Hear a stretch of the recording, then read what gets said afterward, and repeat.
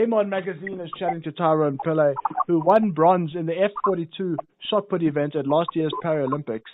Tyrone, thank you so much for joining us. How are you today? Good, and you, Dan? How's things going? We can't complain. We understand that you just come back from a hectic gym session. I hope it was fruitful. Yeah, I think I'm actually able to talk to you. I'm actually quite lucky with that. No, we are glad that you can give us some time to chat to us. Yeah, thanks for having me. Definitely. So let's get into it. Let's get into the nitty-gritty straight away.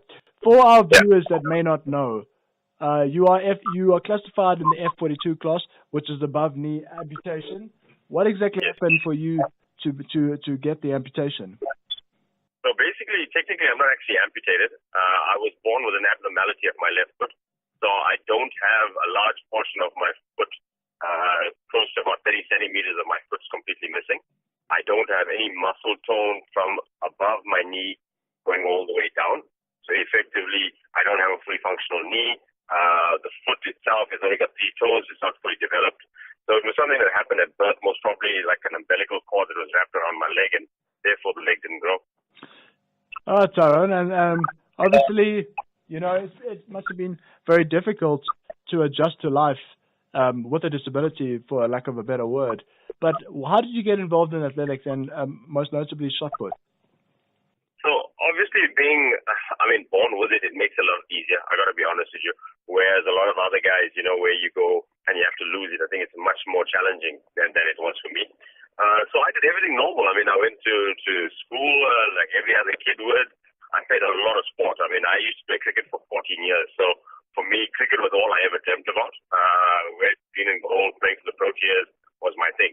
Unfortunately, that dream didn't materialize because of my disability. I wasn't allowed to go any further. So that's when I watched the Beijing Paralympics in 2008, and that's when I realized that, hey, maybe this is something I can do. And I ventured into the world of Paralympic sport, not knowing anything about shot put or discus or javelin or any of those events, but just took a chance and said, hey, let's see what happens. Tyrone, you had a pretty good season last year. You finished first place at the Rio Grand Prix. You finished second at the German Grand Prix. You broke the SA and African record for shot put. How did those events prepare you for the Rio Paralympics?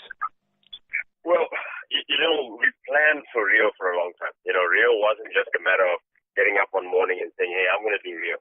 Rio took a long time to plan. So those events were pretty much just to get us a gauge of where we're at.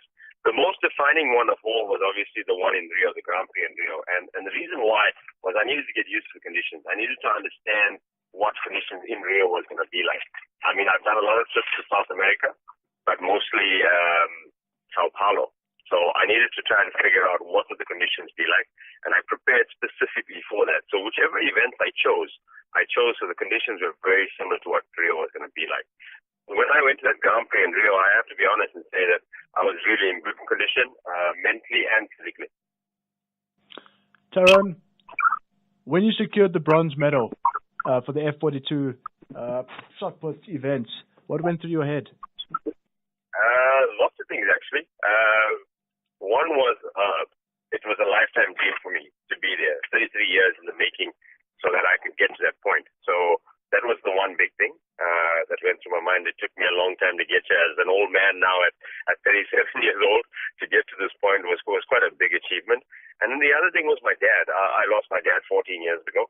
So obviously, you know, sitting back there and thinking about him quite a bit, how proud he would be of me and what I've achieved. And then also my mom, who went through cancer. We've been struggling for about a year and a half with her being diagnosed with cancer. She was in the stands, and being there to support me was quite a big moment for me. So having her there, plus obviously my wife being there, you know, those are the thoughts that I had going through, having my family, my support, but also every single person that supported me and believed in me.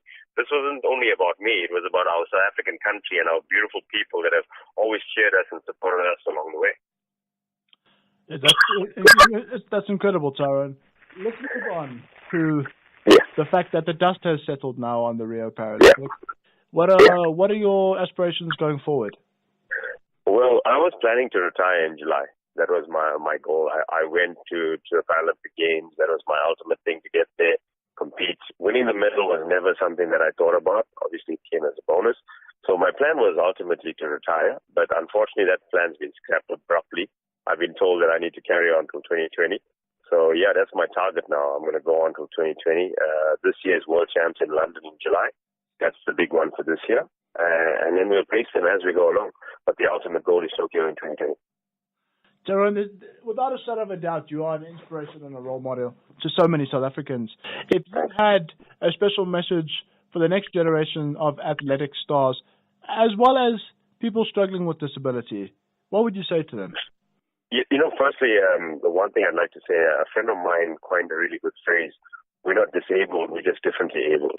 And I think that's the first point. I think people need to remember that we are not disabled in any way. Yes, it's a word that the world characterizes us in, but you don't have to be that person. You're differently abled in so many ways. And for me, one of the things is always believe in yourself, back yourself. Don't ever let anyone tell you you're not good enough or you can't do something. Always believe in yourself. And that's something that I live by.